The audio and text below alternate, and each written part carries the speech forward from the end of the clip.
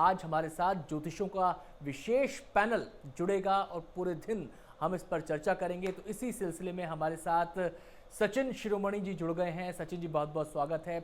इसके अलावा भावना शर्मा भी हमारे साथ जुड़ गई हैं। भावना जी, आपका भी बहुत बहुत स्वागत है।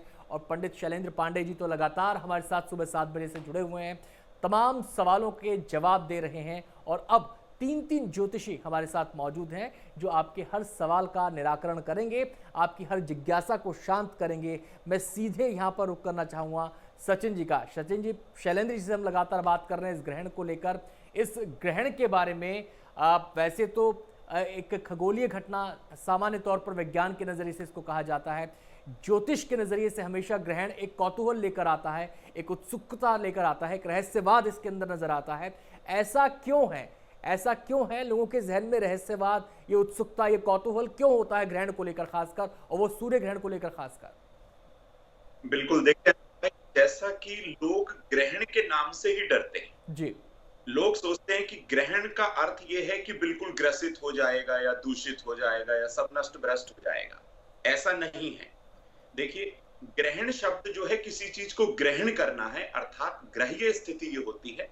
लेकिन एक चीज मैं आपको बता दूं, हर व्यक्ति विशेष के मन के अंदर ना ग्रहण शब्द बहुत ज्यादा डरावनी स्थितियां पैदा कर देता है। ऐसी स्थिति का सभी लोगों को विशेष तौर पर यही कहूंगा कि फायदा उठाना चाहिए।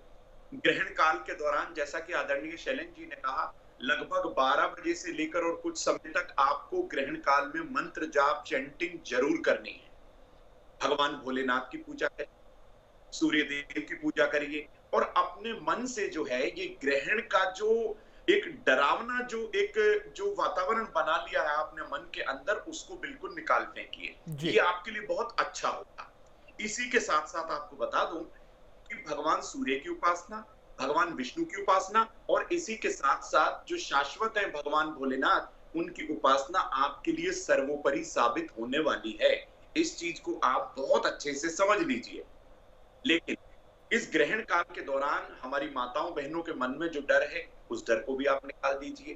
भाई, नेकेड आई से अगर आप सूर्य ग्रहण को देखेंगे तो वैसे भी नॉर्मल डेज में भी अगर आप सूर्य को देखते हैं तो आपकी आंखों को नुकसान हो सकता है। आज तो बल्कि ग्रहण है, तो इस चीज को थोड़ा सा आप अपने जहन में उतार लीजिए कि आप नेकेड आई से भगवान सूर्य के दर्शन नहीं करेंगे। सिर्फ और सिर्फ भगवान सूर्य की उपासना किसी आसन पर बैठकर मूर्ति को बिना स्पर्श किए आपको आज करनी है।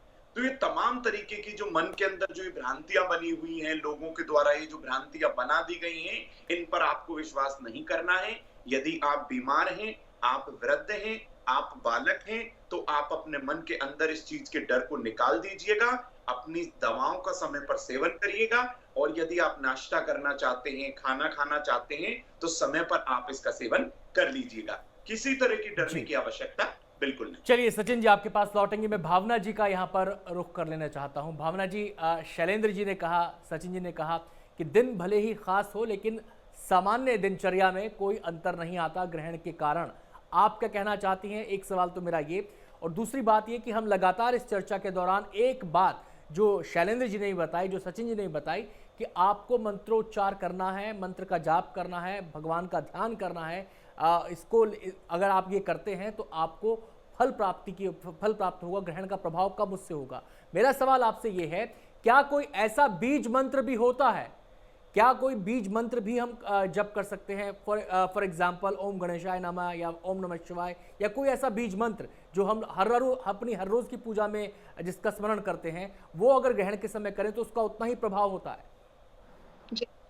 पहले तो सबसे पहले आपने पूछा कि सामान्य दिनचर्या की जा सकती है। तो देखिए, सबसे पहली चीज, जैसे कि सचिन जी अभी बता रहे थे कि ग्रहण का मतलब डरना नहीं होता।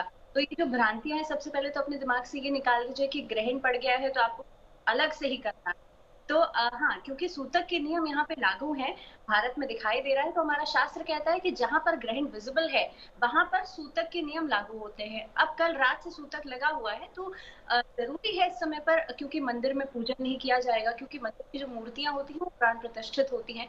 इसके अलावा जो खास तौर पे सूर्य ग्रहण की हम बात करें तो कहते हैं कि सूर्य ग्रहण के समय पर एक नेगेटिविटी, क्योंकि ग्रहण के समय पर सूर्य भी कुछ ना कुछ रेज जो है वो रिलीज करता है। जी। इसके अलावा बैक्टीरियल ग्रोथ जो है वो बढ़ जाती है, इसीलिए कहते हैं कि आप जो खाना है वो इस समय पर मत ग्रहण कीजिए।